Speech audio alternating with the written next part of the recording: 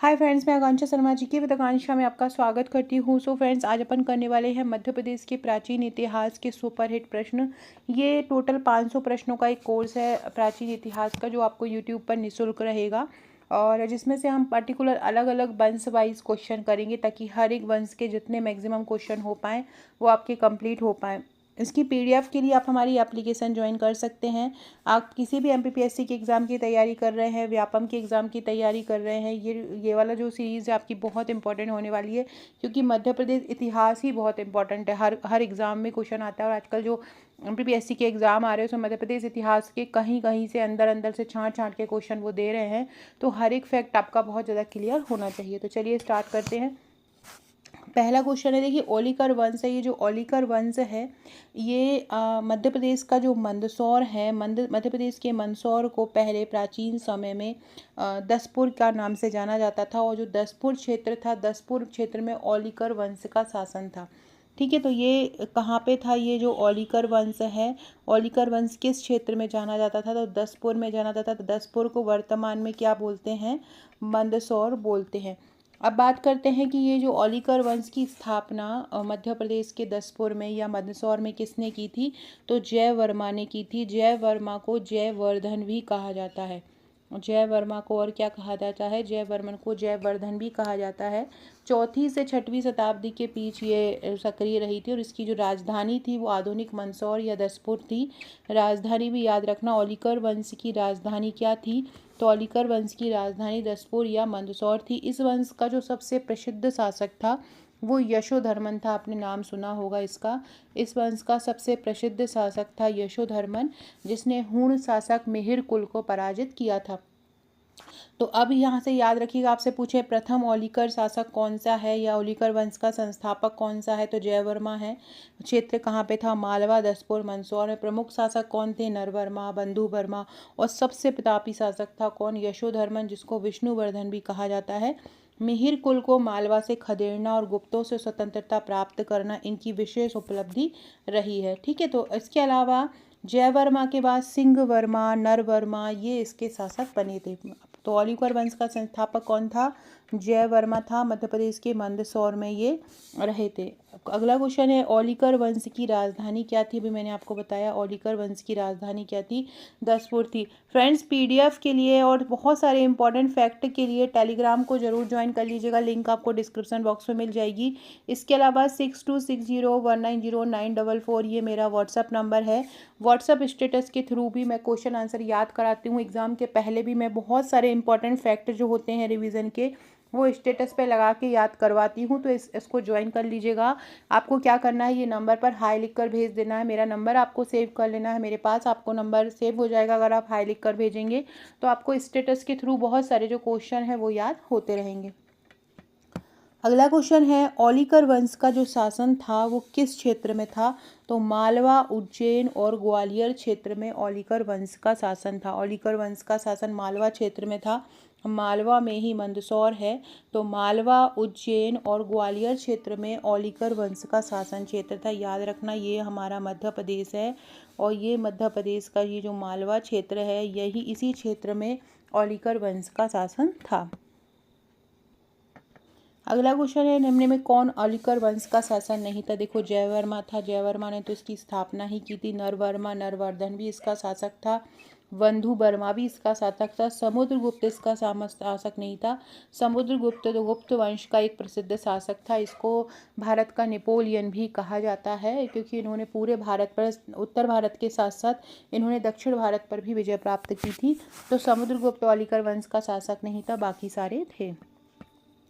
अगला है, ओलिकर वंश की जो जानकारी का सोर्स है वो हमें कहाँ से मिलता है? दसपुर अभिलेख से भी मिलता है, मंदसौर अभिलेख से भी मिलता है, सोंधनी अभिलेख से भी मिलता है और रीस्थल अभिलेख से भी मिलता है।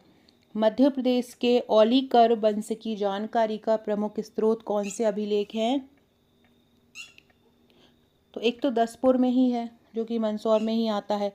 दूसरा मंदसौर अभिलेख है ना। और ये जो है इसको रिस्थल बोलते हैं। रिस्थल अभिलेख बोलते हैं। यहाँ से भी इसकी जानकारी मिलती है। तो आल इसके आंसर हो जाएंगे। जो मंदसौर अभिलेख है ये सबसे महत्वपूर्ण अभिलेख है। मंदसौर अभिलेख जो है वो सबसे महत्वपूर्ण अभिलेख है, क्योंकि जो 6ठी शताब्दी की शुरुआत में यहाँ से अभिलेख प्राप्त हुए थे। यहाँ पर यशोधर्मन द्वारा हूण राजा मिहिर कुल को पराजित करने का बारे में वर्णन है। साथ में गुप्त साम्राज्य से अपना साम्राज्य को छुड़वाने का भी वर्णन यहाँ पर किया गया है। मंदसौर अभिलेख में ही रेशम बुनकरों का वर्णन है। ये एक बार MPPSC में ये क्वेश्चन पूछा गया था कि किस अभिलेख में रेशम बुनकरों का वर्णन है, तो रेशम बुनकरों का वर्णन मंदसौर अभिलेख में किया गया है। और ये राजा बंधु बर्मन के समय का है। जो मंदसौर अभिलेख है वो किसके समय का है? राजा बंधु बर्मन है, तो राजा बंधु बर्मन के समय का मंदसौर अभिलेख है। और इस पर गुप्त वंश कुमार गुप्त जो प्रथम है उसके शासनकाल का भी विवरण मिलता है। सीतामऊ नाम की एक जगह है मंदसौर में, उसके पास रीस्थल अभिलेख है। यहाँ से भी 515 में इसका 515 ईस्वी का ये अभिलेख है। यहाँ पर ये जो रीस्थल अभिलेख है इसमें क्या मिला है? रीस्थल अभिलेख में प्रकाश धर्मन जो कि एक औलीकर शासक थे, रीस्थल अभिलेख में मिला है कि प्रकाश धर्मन ने हूण शासक तोड़माड़ को हराया। हूण शासक किसको हराया? तोड़माड़ को हराया। देखो यहाँ पर जो बंधु वर्मन का ये जो अभिलेख मिला है मंदसौर अभिलेख में क्या है कि यशोधर्मन ने हूण शासकों मिहिर कुल को हराया था। ये मिला है मंदसौर अभिलेख में। और रीस्थल जो अभिलेख मिला है जो कि मंदसौर के पास सीतामऊ से मिला है, यहाँ पर प्रकाश धर्मन ने हूण शासक तोड़माड़ को हराया है। देखो तोड़माड़ को हराने का किस में मिला है? रीस्थल अभिलेख में मिला है। और जो मिहिर कुल को हराने का मंदसौर अभिलेख में मिला है। रीस्थल अभिलेख में जो तोड़माड़ को हराया है, हूण शासक तोड़माड़ को, उसको किसने हराया है? प्रकाश धर्मन ने हराया है। और यशोधर्मन ने किसको हराया है? मिहिर कुल को हराया है। ठीक है। इसके अलावा एक और अभिलेख है, उसका नाम है गंगाधर अभिलेख। एक है गंगाधर अभिलेख है, ये राजा विश्ववर्मन के समय का है। गंगाधर अभिलेख किसके समय का है? विश्ववर्मन के समय का है, जो औलीकर वंश के इतिहास को समझाने में मदद करता है। मंदसौर से औलीकर वंश के सिक्के भी प्राप्त हुए हैं, जिस पर शंख, श्रीवत्स, चक्र, कमल जैसे प्रतीकों को बनाया गया है। फ्रेंड्स, अगर आप MPPSC प्रीलिम्स की तैयारी कर रहे हैं और आप एक ऐसा बैच चाहते हैं जहां पर ये सारे टॉपिक, ये सारे वंश, मध्य प्रदेश का सारा इतिहास हो, भूगोल हो, राजनीति हो, अर्थशास्त्र हो, भारत का इतिहास हो, भारत का भूगोल हो, राजनीति, मतलब यूनिट 1 से लेके यूनिट 10 तक के सारे टॉपिक को यदि आप ट्रिक से याद करना चाहते हैं तो आप हमारा MPPSC प्रीलिम्स का ट्रिकी बैच ले सकते हैं। इसका चार्ज 1499 है। इसमें हर टॉपिक के आपको तैयारी, हर टॉपिक की ट्रिक्स आपको मिलेंगी। यूनिट 1 से लेकर यूनिट 10 तक के सारे टॉपिक ट्रिक्स से याद करवाए जाएंगे। हर एक टॉपिक के नोट्स, MCQ आपको दिए जाएंगे। हर टॉपिक का टेस्ट आपका लिया जाएगा और साथ ही साथ में करंट अफेयर्स भी दिया जाएगा। तो आप प्रीलिम्स की ट्रिक्स से याद करना चाहते हैं तो आप हमारा ये प्रीलिम्स का ट्रिकी बैच ले सकते हैं। एप्लीकेशन की लिंक आपको कमेंट बॉक्स में मिल जाएगी। साथ ही में आप प्ले स्टोर से भी डाउनलोड कर सकते हो हमारी एप्लीकेशन GK विद आकांक्षा शर्मा। इस एप्लीकेशन को आप डाउनलोड कर सकते हो। शर्मा जरूर लगा दीजिएगा, बिना शर्मा के आपकी एप्लीकेशन में कोई भी कोर्स नहीं आया, क्योंकि पुरानी है जो GK विद आकांक्षा नाम की, शर्मा वाली न्यू एप्लीकेशन है। अगला क्वेश्चन है, औलीकर शासक जय वर्मा की उपाधि क्या थी? जो औलीकर शासक थे जय वर्मा, उन्होंने कौन सी उपाधि धारण करी थी? महाराजाधिराज, परम भट्टारक, देवेंद्र विक्रम या विक्रमादित्य? तो इनने की थी देवेंद्र विक्रम। जय वर्मा की उपाधि कौन सी थी? तो जय वर्मा की जो उपाधि थी वो कौन सी थी? जय वर्मा की जो उपाधि थी वो थी देवेंद्र विक्रम। उन्होंने कौन सी उपाधि धारण की थी? देवेंद्र विक्रम। साथ ही में नरेंद्र, जय वर्मा ने नरेंद्र की उपाधि भी धारण की थी और देवेंद्र विक्रम की उपाधि भी धारण की थी। कुछ ऐतिहासिक साक्ष्यों के अनुसार और विश्लेषणों के अनुसार उन्हें नरेंद्र भी कहा गया है, मनुष्यों के बीच इंद्र जिसको बोला जाता है। और ये औलीकर वंश की पहली जो शाखा थी उसके संस्थापक माने जाते थे। इनके पुत्र तो जो थे, जय वर्मा के पुत्र किसको बोला जाता है? तो जय वर्मा के जो पुत्र थे वो थे सिंह वर्मा। जय वर्मा के पुत्र का नाम क्या था? जय वर्मा के पुत्र सिंह वर्मा थे, जिन्हें क्षितिज कहा जाता है। इनको क्या कहा जाता है? क्षितिज कहा जाता है। सिंह वर्मा को क्या कहा जाता है? क्षितिज कहा जाता है। और इनके जो पोते थे वो नरवर्मा थे। इनका जो पोता था वो क्या था? पोते का नाम क्या था? पोता इनका नरवर्मा था। नरवर्मा ने महाराज की उपाधि धारण की थी। जयवर्मा के पुत्र थे सिंहवर्मा और पोते थे नरवर्मा, है ना। सिंहवर्मा को क्षितिज कहा जाता था और नरवर्मा ने किसकी उपाधि धारण की थी? महाराज की उपाधि धारण की थी। जयवर्मा संस्थापक थे इसके, है ना। और इसके बाद के जो राजा थे वो अधिराज कहे जाते थे, है ना। ये भी आपको याद, अधिराज जैसी उपाधियां इनमें बोली जाती थी। अगला है, इनमें से समुद्रगुप्त के समकालीन औलिकर शासक कौन था? मतलब जो ऐसा औलिकर शासक जो समुद्रगुप्त के समकालीन था, जब जिस समय समुद्रगुप्त शासन कर रहा था उसी समय ये शासन कर रहा था, तो वो था जयवर्मन।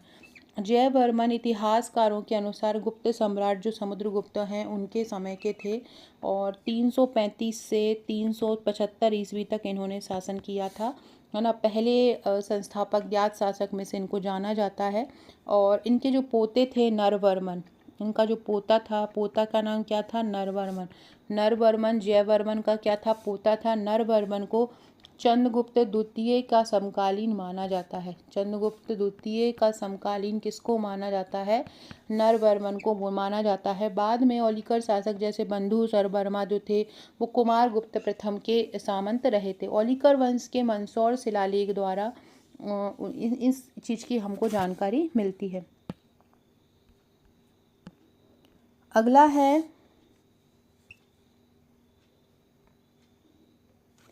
मयूर रक्षक किस शासक का मंत्री था? तो मयूर रक्षक जो है विश्वकर्मा। मयूर रक्षक किस शासक का मंत्री था? तो मयूर रक्षक जो था विश्वकर्मा का मंत्री था। विश्वकर्मा के मंत्री का नाम मयूर रक्षक था।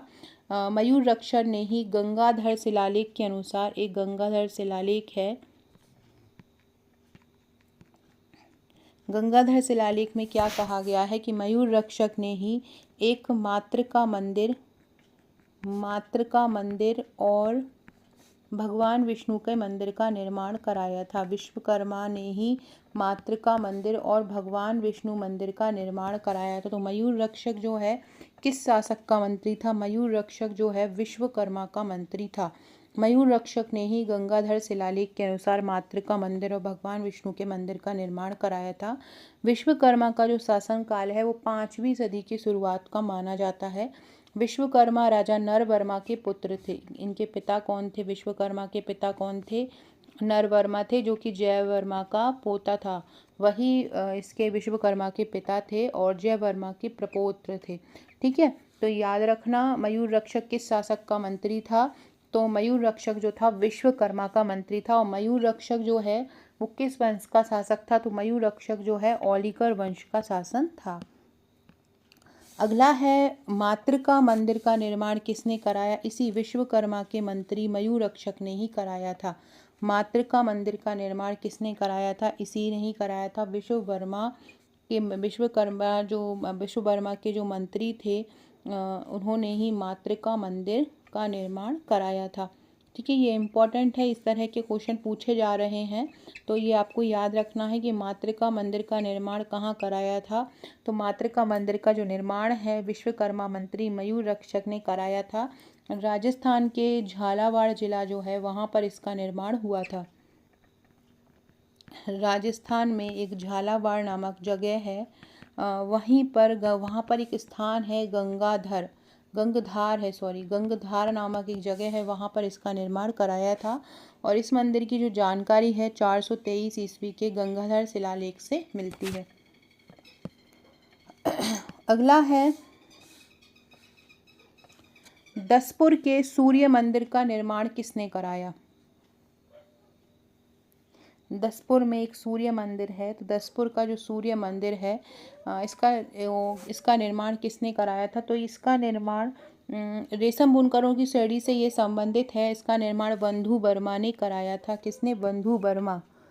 ये बहुत ही ज़्यादा इम्पोर्टेंट क्वेश्चन है, बहुत वेरी वेरी इम्पोर्टेंट क्वेश्चन, बहुत ज़्यादा इम्पोर्टेंट क्वेश्चन है। दसपुर का जो सूर्य मंदिर है उसका निर्माण किसने कराया था? बंधु वर्मा ने कराया था। ये कुमारगुप्त के सामंत कहे जाते हैं।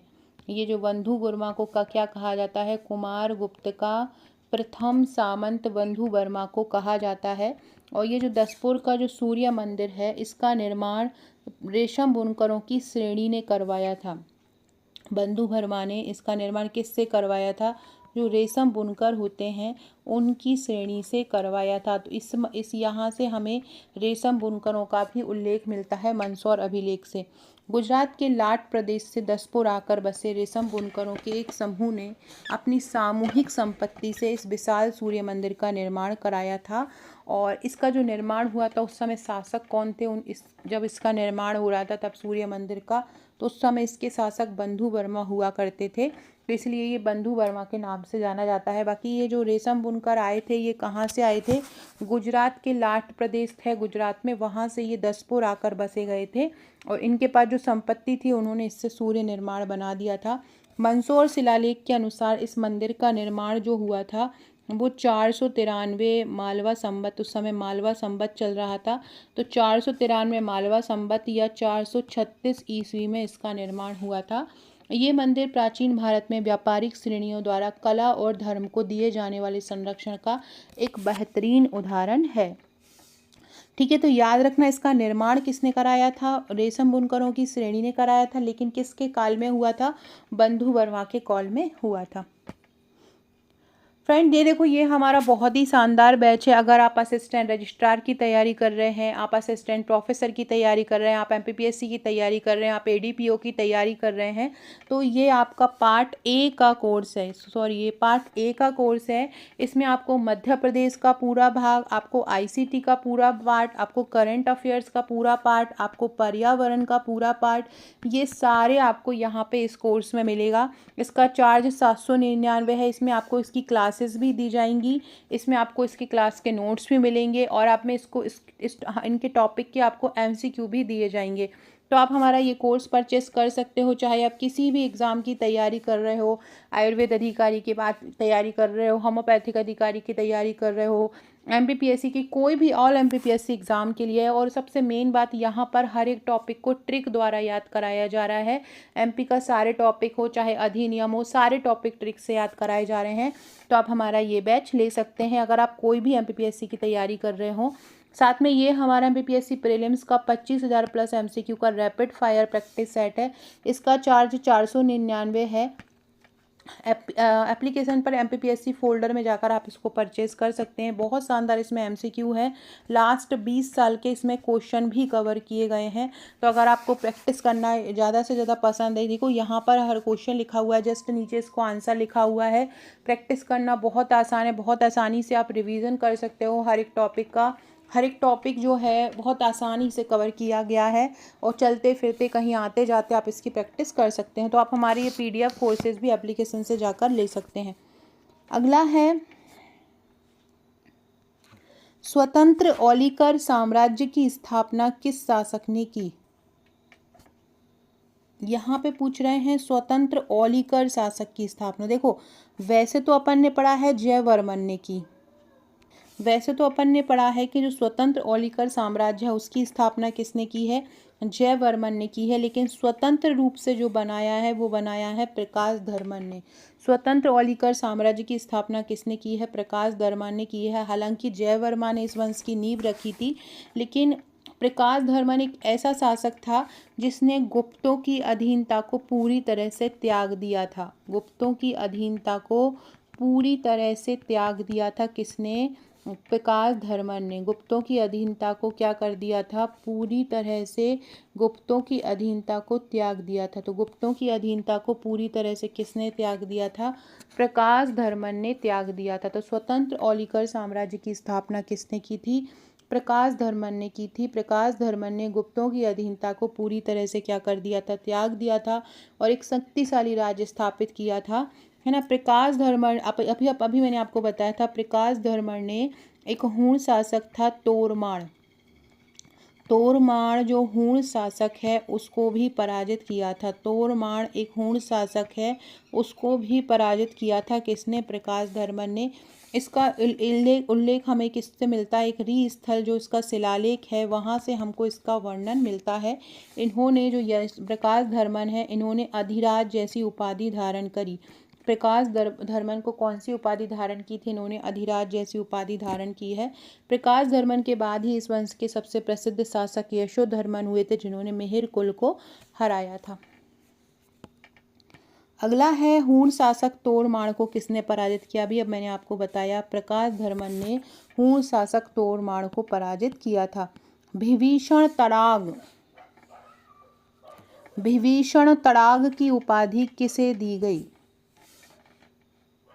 विभीषण तड़ाग इनमें से किस जो औलिकर शासक है उसको उपाधि दी गई थी?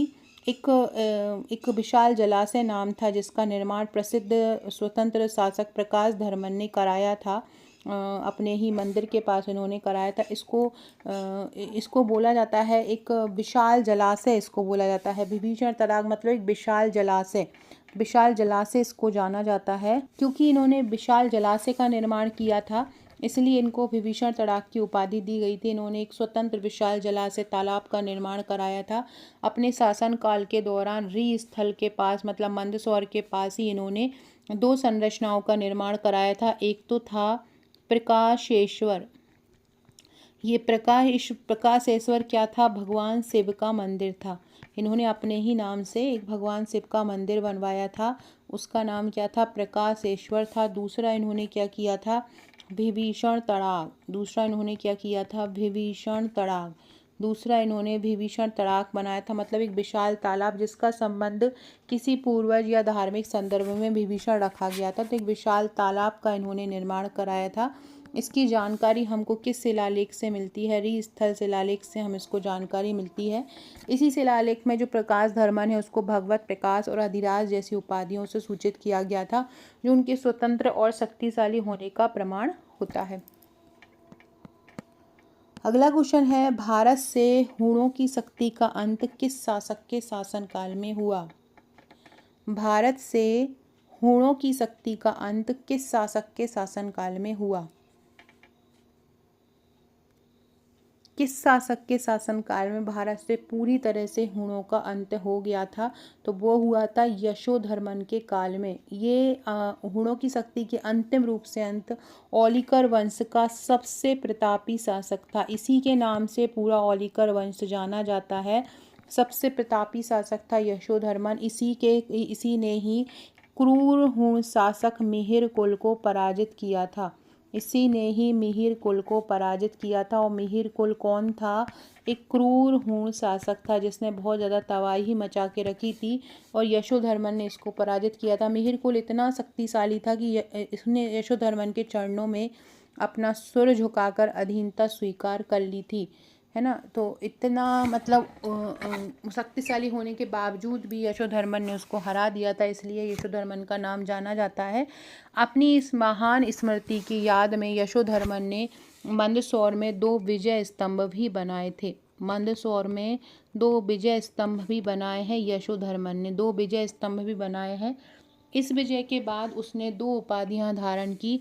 कौन सी उपाधि धारण की? एक तो की है राजाधिराज। एक तो उपाधि धारण की है राजाधिराज और दूसरी की है परमेश्वर। एक तो की है राजाधिराज और दूसरी की है परमेश्वर। ये घटना लगभग 532 ईस्वी की है। ये घटना कब की है? 532 ईस्वी की है। यशोधर्मन के शिलालेखों में गर्व से कहा गया है कि उन्होंने इस क्षेत्र पर शासन किया है जिसे गुप्त सम्राट या हूण शासक भी नहीं जीत पाए। ऐसा इन्होंने अपने शिलालेख में अपने विजय स्तंभ पर लिखा है।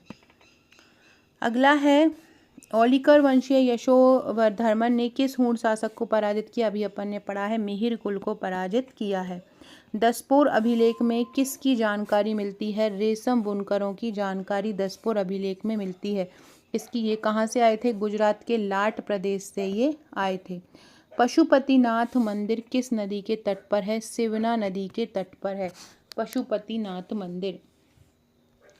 पशुपतिनाथ मंदिर कहाँ है? किसने बनाया है? किस नदी के तट पर है? मध्य प्रदेश में।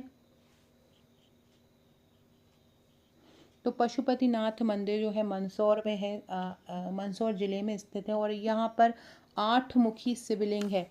पशुपतिनाथ में क्या है? अष्टमुखी शिवलिंग है। पशुपतिनाथ का जो मंदिर है उसमें क्या है, अष्टमुखी शिवलिंग है और ये शिवना नदी के तट पर बनाया गया है। गुप्त काल में इसकी जो प्रतिमा मानी जाती है और इसका जो आधुनिक मंदिर का निर्माण किया था वो राजमाता जो विजया राजे सिंधिया द्वारा इसका आधुनिकीकरण किया गया था। वैसे इसका गुप्त काल में ये बना था। आधुनिक जो किया था इसका निर्माण वो किसने किया था, सिंधिया शासक जो हैं विजया राजे सिंधिया, इन्होंने इसका निर्माण किया था। किसने, विजया राजे सिंधिया में। यहाँ पर अष्टमुखी प्रतिमा है, लगभग 7.25 फीट ऊंची है और इसका जो वजन है लगभग 4600 किलोग्राम है। और ऐसा कहा जाता है कि जो पशुपतिनाथ की जो प्रतिमा है ये शिवना नदी की गहराई से प्रकट हुई है। यहाँ पर महाशिवरात्रि पर कार्तिक मेला भी आयोजित होता है। अगला है, किस शिलालेख में यशोधर्मन की मिहिर कुल की पराजय का वर्णन है। यशोधर्मन ने मिहिर कुल को पराजय किया था, ये किस में वर्णित किया गया है, मंदसौर शिलालेख में इसको वर्णित किया गया है।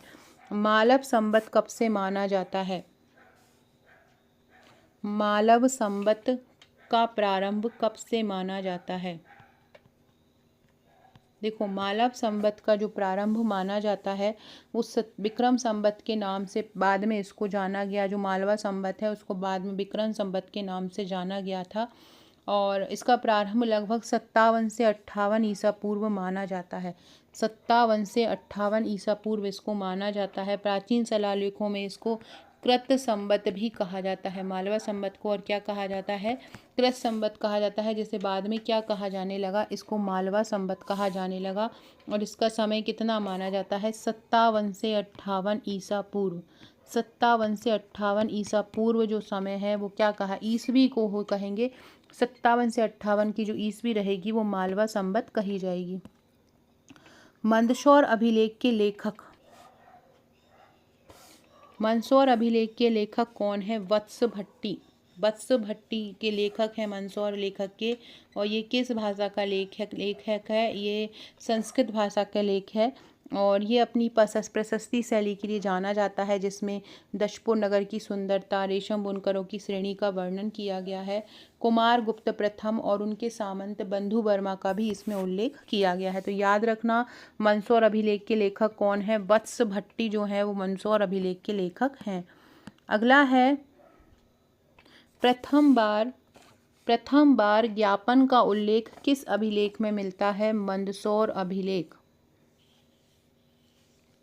प्रथम बार जो ज्ञापन का उल्लेख मिलता है, मतलब एडवर्टाइजमेंट का जो उदाहरण जो होता है, किसी की हम एडवर्टाइज करते हैं, ऐड देते हैं, तो इसका जो सबसे पहला जो उदाहरण मिलता है वो मंदसौर शिलालेख में मिलता है। इस अभिलेख में जो रेशम बुनकर है उन्होंने अपने ही द्वारा बनाए गए रेशम के कपड़ों की गुणवत्ता का वर्णन किया था।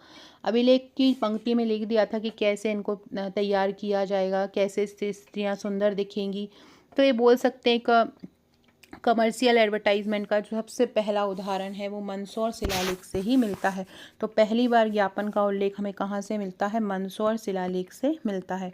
अगला है, किस शासक को जैनेन्द्र कहा गया। किस शासक को जैनेन्द्र कहा गया है, तो यशोधर्मन को मंदसौर विजय स्तंभ लेख में। मंदसौर प्रशस्ति का मतलब क्या होता है, प्रशस्ति का मतलब होता है प्रशंसा। तो मंदसौर का में जब उसकी प्रशंसा हुई है मंदसौर के अभिलेख में तो उसको जैनेन्द्र कहा गया है। जैनेन्द्र का अर्थ होता है जनता का स्वामी, जनता का स्वामी होता है। शिलालेख में उन्हें लिखा गया है जैनेन्द्रः यशोधर्मः, जैनेन्द्रः यशोधर्मा। ठीक है, ये उनको किसको लिखा गया है, यशोधर्मन को लिखा गया है। औलिकर वंश ने मुख्य रूप से किस क्षेत्र पर शासन किया है, तो दसपुर के मालवा क्षेत्र पर शासन किया है। औलिकर वंश की राजधानी क्या थी, अभी अपन ने पढ़ा है मंदसौर का दसपुर थी। औलिकर वंश के प्रथम राजघराने के संस्थापक, तो औलिकर वंश के जो प्रथम राजघराने के संस्थापक थे वो कौन थे, जयवर्मन थे। नरवर्मा के किस शिलालेख से औलिकर वंश की प्रारंभिक जानकारी मिलती है, मंदसौर शिलालेख जो 404 ईस्वी में बना था वहाँ से इसकी प्रारंभिक जानकारी मिलती है। हूण शासक तोरमाण को किसने हराया था? प्रकाशधर्म ने। यशोधर्मन ने किसको हराया था? यशोधर्मन ने किसको हराया था? मिहिर कुल को हराया था, ये भी हूण शासक था। और प्रकाशधर्म ने किसको हराया था? प्रकाशधर्म ने तोरमाण को हराया था, हूण शासक तोरमाण को हराया था। औलिकर वंश का सबसे प्रतापी और महान शासक हम किसको कहते हैं? यशोधर्मन को कहते हैं। सौंधनी मंदसौर का अभिलेख किससे संबंधित है? मंदसौर में एक जगह है सौंधनी, उसको सौंधनी अभिलेख कहा जाता है और ये किससे संबंधित है? ये यशोधर्मन से ही संबंधित है। सौंधनी जो अभिलेख है वो किससे संबंधित है? यशोधर्मन से संबंधित है। फ्रेंड्स, हमने सारे जो वीडियो है, जितना भी कोर्सेस हमारी यूट्यूब पर चल रहे हैं, सारी की प्लेलिस्ट बनी हुई, आप चेक कर सकते हैं। MPPSC की एस सीरीज़ चल रही है यूट्यूब पर निःशुल्क, उसका भी प्लेलिस्ट बना हुआ है। इसके अलावा MPPSC असिस्टेंट रजिस्ट्रार के भी आप क्लासेस ले सकते हैं। हमारे जो असिस्टेंट रजिस्ट्रार है उसके 4 बैचेस उपलब्ध हैं। अगर आप पार्ट ए पार्ट बी दोनों की क्लास, MCQ, नोट्स, टेस्ट सारा कुछ चाहते हैं तो आप हमारा सुपर 100 बैच ले सकते हैं। अगर आप ओनली पार्ट बी की class plus notes plus MCQ चाहते हैं तो आप 799 वाला बैच ले सकते हैं। अगर आप केवल MCQ चाहते हैं तो आप हमारा 199 वाला बैच ले सकते हैं। और आप MCQ प्लस नोट चाहते हैं तो 499 वाला बैच ले सकते हैं। ये सारे बैचेस एप्लीकेशन पर उपलब्ध हैं, एप्लीकेशन से जाकर आप इनको परचेस कर सकते हैं। तो सौंधनी अभिलेख किससे संबंधित है? यशोधर्मन से संबंधित है। अगला है, किस औलिकर शासक ने हूण नेता मिहिर कुल को हराया था? अभी मैंने आपको बताया, हूण शासक में जो मिहिर कुल को हराया था वो यशोधर्मन ने हराया था। फ्रेंड, ये देखिए, ये असिस्टेंट रजिस्ट्रार का MCQ कोर्स है, ओनली 199 में है। पार्ट बी के सारे MCQ आपको यहाँ पर मिलेंगे।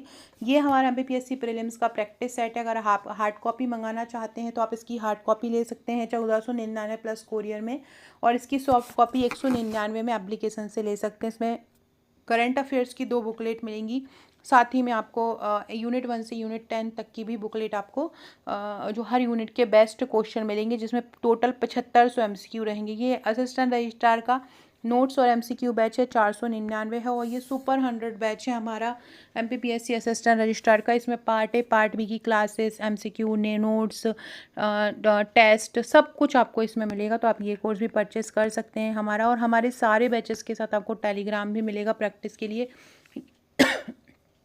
अगर आपको MP का ही ओनली MCQ पढ़ना है तो आप हमारा MPPSC MPGK का ये 10,000 प्लस MCQ का प्रश्न बैंक ले सकते हैं। 299 इसका चार्ज है। इसमें ये सारे जो एग्ज़ाम हैं इन सारे की आपको तैयारी कराई जाएगी।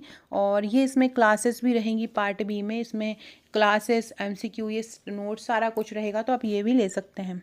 अगला क्वेश्चन है, ये औलिकर जो शब्द आया था इसका सबसे पहले प्रयोग किस शिलालेख में मिलता है? तो इसका सबसे पहले प्रयोग हमको मिलता है रीस्थल शिलालेख में। किस में मिलता है? रीस्थल शिलालेख में। अभी अपन औलिकर कर रहे हैं, कल अपन परमार वंश करेंगे। तो सारे लोग वीडियो का एक भी वीडियो को स्किप मत करना। ये प्राचीन इतिहास का है, ऐसे ही एक आधुनिक इतिहास और मध्यकालीन इतिहास का लाएंगे।